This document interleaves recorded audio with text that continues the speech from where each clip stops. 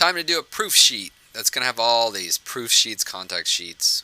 Proofs are for clients. Contacts are kind of a photo term for us. So I'm going to hit Command A. Make sure I'm in Lightroom. Hit Command A. It's going to select all these files that are under Exports Collection. And I'll go to Print. And, you know, this was set up from previous times. You can kind of do it however you want, where you have a preset or you start off from scratch. Just to kind of show you, I'll start off on layout style, and this is the contact sheet here. Under image settings, I just have rotate to fit to be up there to be perfect. You don't need anything else. If you wanted to, you could put a border on them, and it would just give you a slightly different look. I just try to keep it simple, to tell you the truth, visually. The margins are already set up. It's 4 by 4 in rows and columns. And that gives you 16 per page. That's what I'm asking you to do. If you thought they were a little bit tight, you could change the cell spacing. Those are okay. On the guides, sometimes it's helpful to turn it off. All that is just showing you how things look. So if there's anything that's kind of driving you nuts, you can go ahead and adjust it. So like, for instance, under layout, if I thought that was looking a little bit cramped, I could give it a tiny bit more space on the horizontal. That way the file names aren't so cramped. That's kind of nice. So I'm going to keep it that way. Under the page, I have my identity plate turned on. That's kind of a different discussion. This gives me the Maccaja True that's showing up there in the bottom left. But you know, you could do however you want to do it. I don't need to do any watermarking because the fact that I don't need a watermark their proofs, and plus they paid me to give this out to them, so I don't put watermarks on stuff people paid for. That would be kind of not good. So photo info, the file name is what you need to include there. Make sure you have the file name itself. So that's all those parts right there to set it up. Then print job is what I want to focus on here. So we're going to print to a JPEG file.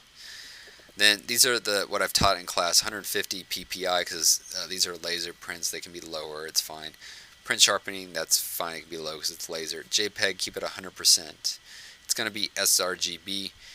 Perceptual is fine for these purposes here, and that's going to be good for what we're doing. An option would be to create a saved print in case you need to go back to this at any point. You don't ever want to do it again. So you could call this your client's name and proofs. That is an option, and you could even put it inside the exports if you wanted to. That's an option, and that way it'd be there and be good to go. So I kind of like that personally. It's kind of nice.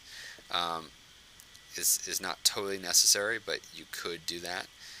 You can also just kind of hit print to file and do what you have to do. And then this asks you where it's going to go. Well, it's going to go to the location of the catalog folder inside the client folder, inside the exports, inside the proofs. So right there where it ends in proofs, that's my client's name, proofs. And then same sort of system that we've been using. So photographer's last name, HS, and then client. And proofs,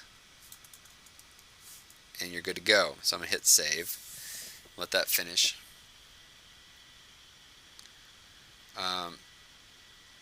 If you wanted to not have this in your export set, you could simply move it out. And so actually what I'm going to do is move it on top so it's outside.